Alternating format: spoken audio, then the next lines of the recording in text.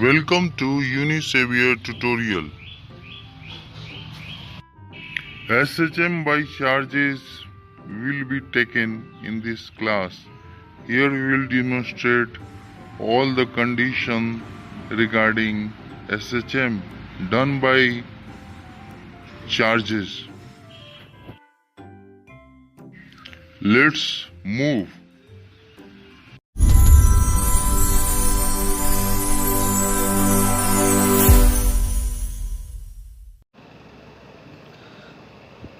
Two identical positive charge Q, each are fixed at a distance 2a apart.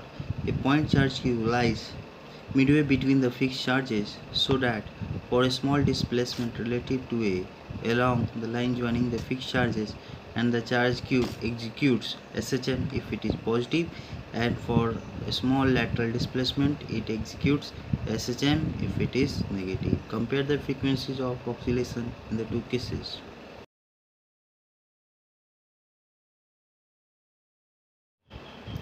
इस question में दो identical charge दिए हुए हैं कैपिटल Q, और दोनों को फिक्स डिस्टेंस पर रखा गया है. इनके बीच का डिस्टेंस 2a है. तो किसी तीसरे चार्ज पार्टिकल स्मॉल q को इनके बीच में रखा गया है. अगर हम चार्ज पार्टिकल को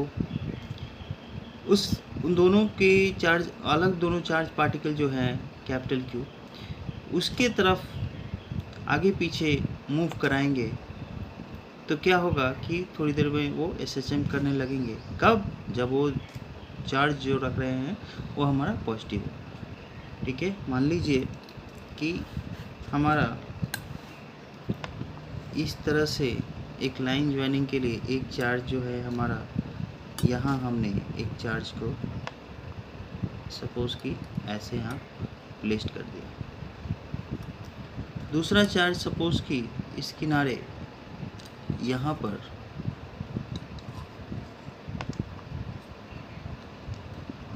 हमारा चार्ज हो गया. एक चार्ज ये है, दूसरा चार्ज ये है. ये दोनों कैपिटल Q चार्ज हुआ. और मान लीजिए कि कोई तीसरा चार्ज है और कोई तीसरा चार्ज को हमने रख दिया. किसी तीसरे चार्ज को इन दोनों के बीच में हमने रख दिया.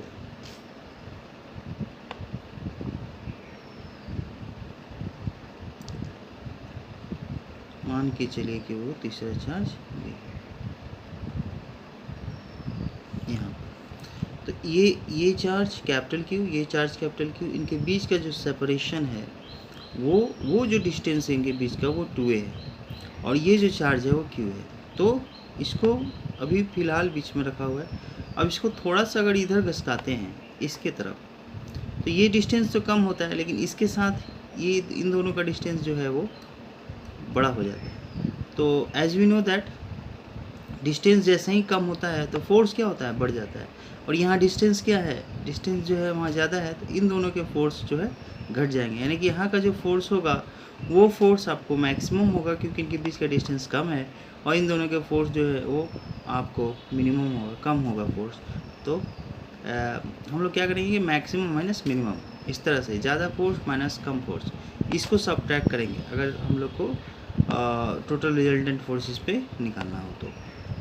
ठीक है. और सेकेंड केस में क्या है कि for small lateral displacement it executes SHM if it is negative. अगर ये नेगेटिव हो जाए और इसको lateral displacement यानी अप एंड डाउन, ये ऊपर की तरफ अगर ऐसे चला जाए, मान लीजिए ये डिस्प्लेसमेंट यहाँ से यहाँ तक x है और ये वाला a है और ये वाला a है, इन दोनों के मिड पॉइंट पे था. अब ये परपेंडिकुलर अप एंड डाउन करे तो इस पर एक रीस्टोरिंग फोर्स होगा. जब इधर जाएगा तो ये दोनों इसको नीचे की तरफ खींचेंगे, ऐसे इधर आ जाएगा, इधर आ जाएगा, और फिर वो दोनों आपस में खींचेंगे तो ये ऐसे बीच में आएगा, फिर ये ऊपर चला जाएगा. तो कंटिन्यूसली अप एंड डाउन करेगा और ये SHM करने लगेगा.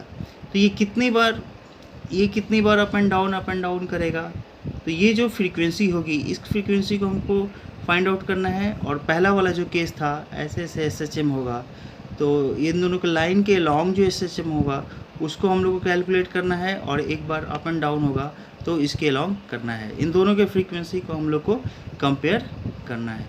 तो लेट्स सी. चलिए मान लेते हैं कि प्लस क्यू चार्ज जो है हमारा वो यहाँ पे प्लस क्यू चार्ज है और दूसरे साइड यहाँ भी हमारा प्लस क्यू चार्ज है।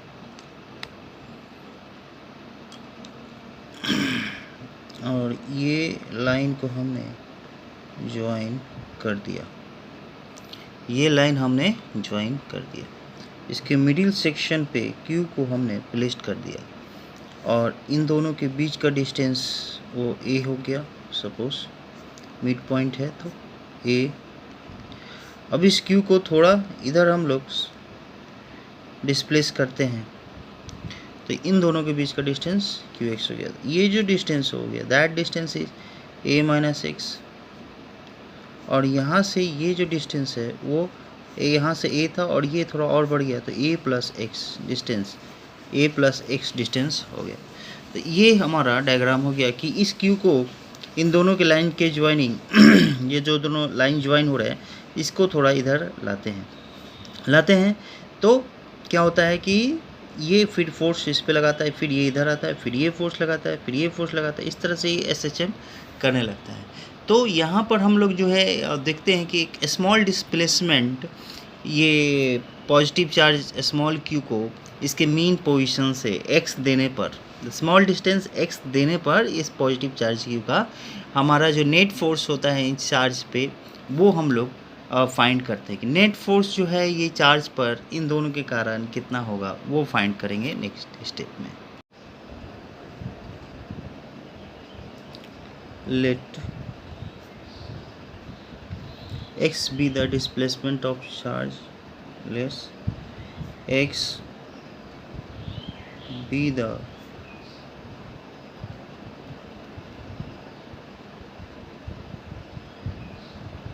displacement of the charge positive q from the mean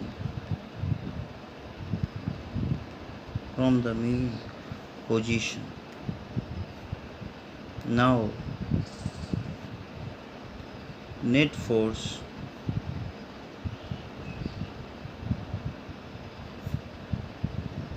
acting on the charge q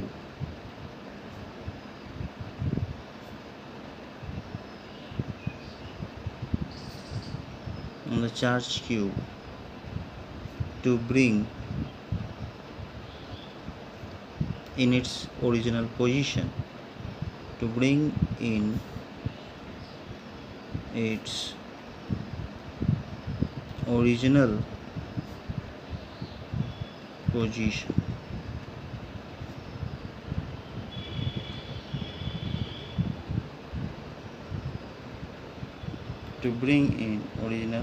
position, okay.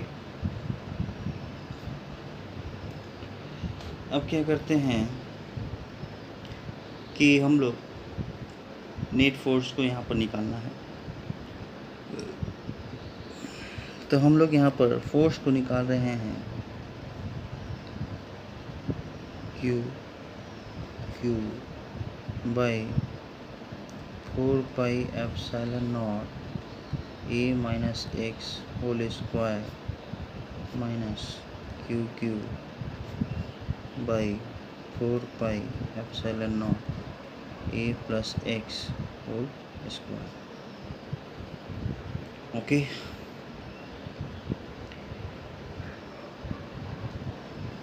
now QQ 4 pi epsilon naught is common here, 4 pi epsilon naught is common here, and we have 1 by A minus x whole square minus 1 by A plus whole square, that is in the next step we have QQ, that is 4 pi epsilon naught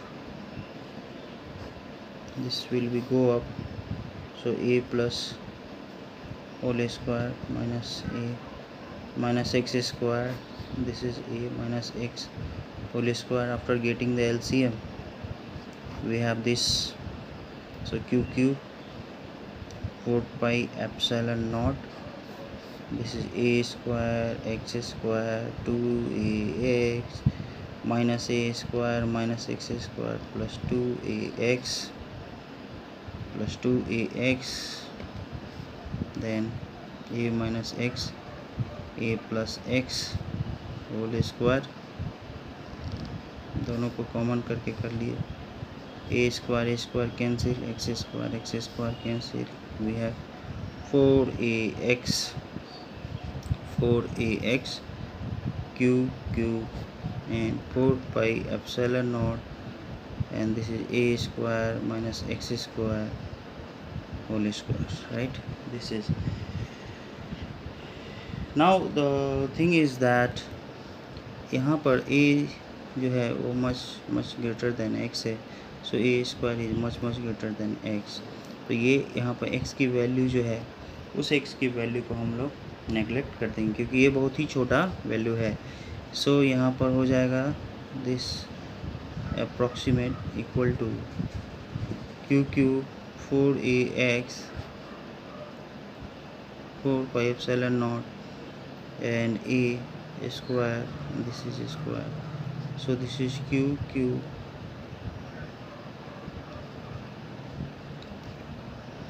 4ax 4 pi epsilon naught a पे power 4 and that will cancel, and this will give us q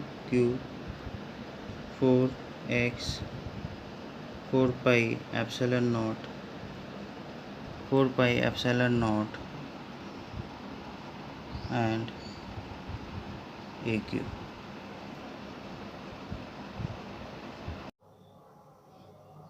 Restoring acceleration, so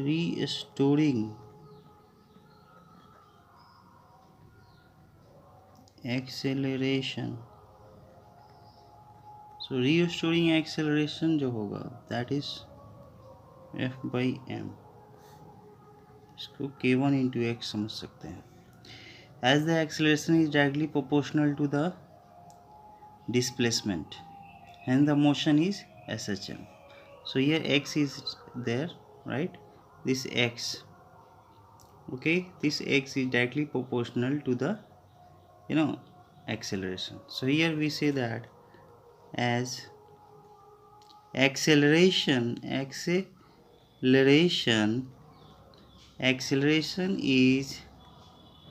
directly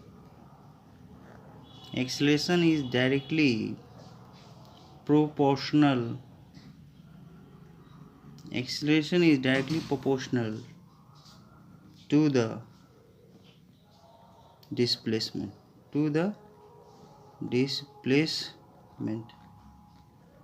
to the displacement, hence the motion is SHM, hence the motion is SHM. Okay, simple harmonic motion, it will oscillate from its mean position. Okay, so its time period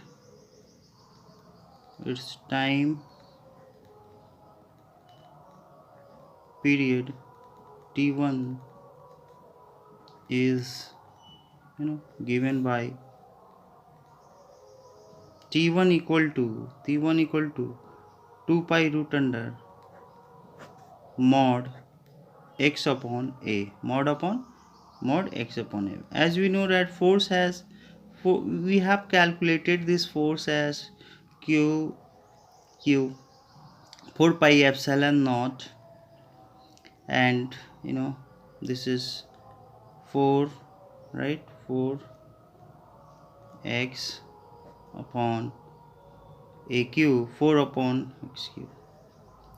This is all about, like, here displacement is already there, So what we know that force equal to mass into acceleration, and we have q 4 pi epsilon naught, right? We can put here 4 as here, and this is x. So acceleration is equal to 4q by 4 pi epsilon naught m into x, and this acceleration is used for the calculation of time period t1. So we have time period t1 as 2 pi root under and x upon a, where a is the value, okay, this whole thing. So 4q upon 4 pi epsilon naught m into x. This x will cancel, and we got this result as root under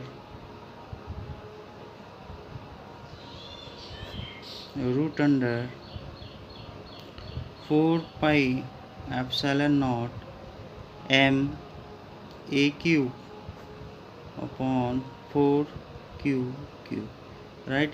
So this is our time period. That time period we have got here, t1 equal to root over 4 pi epsilon naught m a cube upon 4q cube, right? So this is our time period.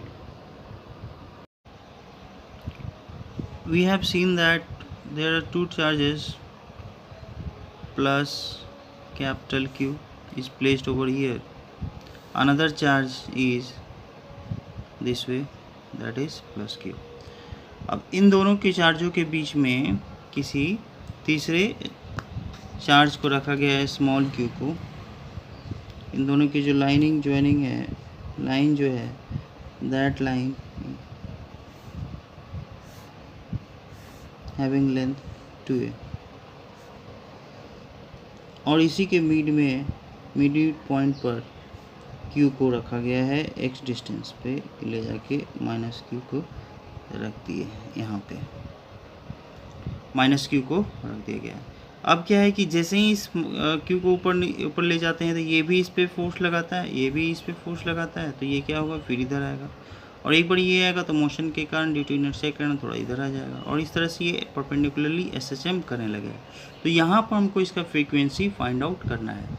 तो क्या होगा कि चलिए इसको line को join करके हम लोग ये देख लेंगे कि यहाँ पे जो मान लीजिए कि ये जो चार्ज है यहाँ पर Q, तो ये जो चार्ज है, ओके, सो इस फोर्स के कारण इधर फोर्स चला जाएगा, डेट इज सपोज मान के चलिए F1, राइट, और ये दूसरा इस Q के कारण इधर फोर्स लगेगा, और ये जो होगा दैट इज, ये जो फोर्स होगा आपको दैट इज F2 हो जाएगा. ये F1 हो गया, ये F2 हो गया, और ये इसके बीच का लाइन है. तो यहाँ पर आप देखिए ये डिस्टेंस और ये डिस्टेंस, ये डिस्टेंस और ये डिस्टेंस, ये दोनों डिस्टेंस और ये दोनों ट्राइंगल, ये ट्राइंगल एक दूसरे के कॉन्ग्रुएंट हो गए. यहाँ पे ये जो एंगल होगा, क्योंकि ये लेंथ इस लेंथ के लिए सेम है, तो ये एंगल जो थीटा है वही एंगल यहाँ थीटा हो जाएगा. तो अगर ये F1 हो गया, सो इस साइड F1 cos थीटा हो जाएगा, और ये F2 है, और F2 जो है F1 के इक्वल होगा, क्योंकि ये Q और ये Q दोनों यहाँ पर सिमिलर ही हैं. यहाँ पर प्लस Q है, यहाँ प्लस Q है, माइनस Q है, यहाँ पर ये प्लस Q है. ये डिस्टेंस दोनों के लिए इक्वल होगा, क्योंकि ये डिस्टेंस a है यहाँ से यहाँ तक, और ये डिस्टेंस a है. तो ये जो डिस्टेंस होगा a² x² पावर 1/2, और ये डिस्टेंस a² x² और पावर 1/2, ये डिस्टेंस भी फिक्स हो गया. तो ये F1 जो है, actually F1 is equal to F2 होगा यहाँ पर. तो यहाँ भी हम यहाँ पर कर सकते हैं कि F2 cos थीटा, और ये हो जाता है F1 cos theta plus F1 cos theta, ये हो जाता है 2F1 cos theta, 2F1 cos theta. तो इसके कैलकुलेशन को अगर हम लोग ध्यान में दें, चलिए इसके कैलकुलेशन को निकाल लेते हैं। तो यहाँ पर restoring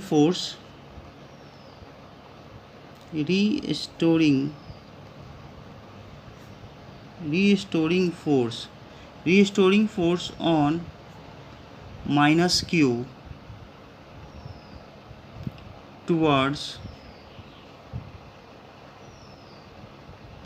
towards plus q is given by plus q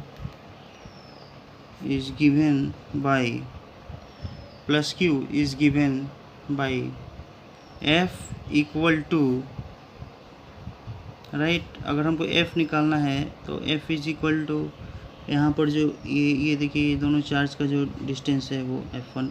तो f1 निकालने के लिए मान के चलते हैं इसका प्रोडक्ट, राइट। तो टोटल जो हमारा फोर्स आ रहा है वो total force F1 2F1 cos theta हो गया, और ये 2F1 की जो वैल्यू हो जाएगी वो हो जाएगी Q 4 pi epsilon not a square x square, और इसका जो पावर था वो हाफ था, और उसका हमने यहाँ पर डिस्टेंस कर दिया, ये डिस्टेंस का स्क्वायर। और उसके बाद cos थीटा, ये जो cos थीटा है ये अगर थीटा हो गया तो ये भी थीटा हो जाएगा, ये थीटा होगा।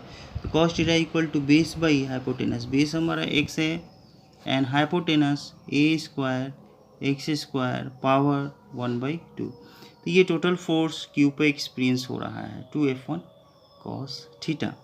तो इसको टोटल हम लोग जब कैलकुलेट करके निकाल लेते हैं तो आता है 2qx upon, right, upon 4 pi epsilon not a square x square, और ये दोनों कैंसिल हो जाएगा तो पावर ऐड होगा तो ये भी हो जाएगा 3/2। और यहाँ देखने की बात ये है कि x जो होगा वो बहुत ही कम होगा a से, x is much less than a। x square जो होगा वो भी बहुत कम होगा, इसलिए x square can be neglected, hence x square can be neglected, x square neglect हो जाएगा। तो ये इक्वेशन जो है अप्रॉक्सीमेटली चला जाएगा 2qx upon 4 pi epsilon not, and x तो चला गया x स्क्वायर, तो ये कटेगा तो ये हो जाएगा a क्यूब। क्या हो जाएगा? ये हो गया a क्यूब। तो ये सिमिलरली आपको हो जाएगा k2x ये कांस्टेंट वैल्यू हो गया x। तो यहाँ x हमारा इसके साथ प्रोडक्ट में आ रहा है, यानी कि जो एक्सेलरेशन होगा वो डायरेक्टली प्रोपोर्शनल टू हमारा डिस्प्लेसमेंट है। तो मोशन इज आर SHM, ये जो मोशन हो जाएगा वो SHM हो जाएगा, क्योंकि जो एक्सेलरेशन फोर्स जो है force is directly proportional to displacement here. Hence we say that the motion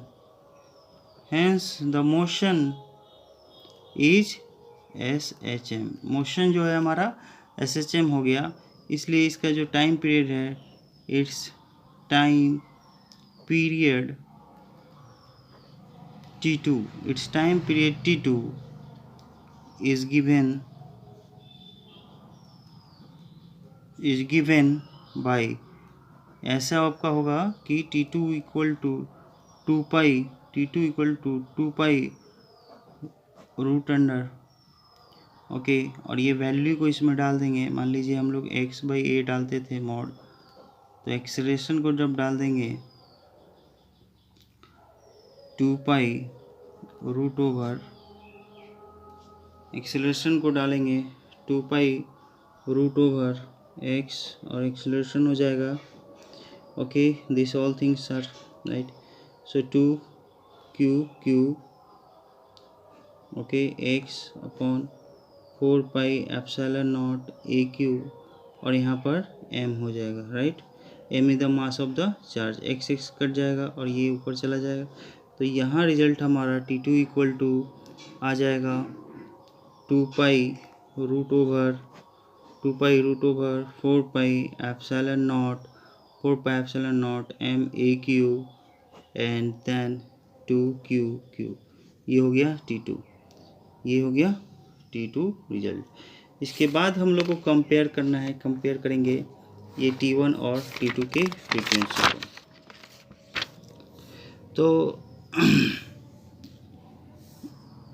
हम लोग जानते हैं कि frequency is inversely proportional to time period.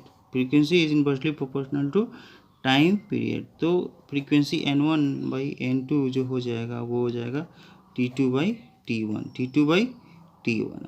तो T2 जो है दैट T2 जो आया हुआ है 2 root over 4 M AQ/2QQ, right. और यहाँ हो जाएगा T1 जो है 2 रूट अंडर 4 M AQ/4QQ। अब ये देखिए ये वैल्यू सेम है, ये वैल्यू सेम है, तो यहाँ 2 सेम है, तो ये हो जाएगा 1/√2 और ये हो जाएगा 1/√4। तो ये एक्चुअली ये जो 4 है वो है आपको √4/√2, यानी √2 इंटू √2 डिवाइड बाई √2 कैंसिल। सो इस तरह से आपको फ्रीक्वेंसी जो है दैट फ्रीक्वेंसी N1/N2 ये आ जाता है आपका √2, यानी कि फ्रीक्वेंसी जो होगा पहले वाले का फ्रीक्वेंसी ज़्यादा होता है दूसरे वाले से, क्योंकि यहाँ जो फ्रीक्वेंसी है N1 equal to √2 into N2, यानी दूसरे वाले की फ्रीक्वेंसी का √2 टाइम्स है। Okay 1.414, that is N1 equal to 1.414 times of N2. This is the frequency. Okay. So overall आप इसमें हम लोग ये देखें कि अगर दो चार्ज पार्टिकल है उसके बीच में कोई नेगेटिव चार्ज पार्टिकल रखते हैं लाइन के अकॉर्डिंगली, तो लाइन के अकॉर्डिंगली रखेंगे तो उसमें ये देखते हैं कि जैसे ही लाइन के अकॉर्डिंगली रखते हैं तो SHM करने लगता है। अगर उसको फिर दोनों चार्ज के मिड पॉइंट पे रखते हैं और वहाँ पर परपेंडिकुलरली उसमें डिस्प्लेसमेंट करते हैं तो वहाँ भी वो SHM करता है। तो इन दोनों में जो SHM करेगा, तो पहले वाले केस में जो SHM करेगा लाइन के अलॉन्ग, उसमें वो थोड़ा ज़्यादा करेगा दूसरे के अपेक्षा। सो ये रिजल्ट है। Thank you.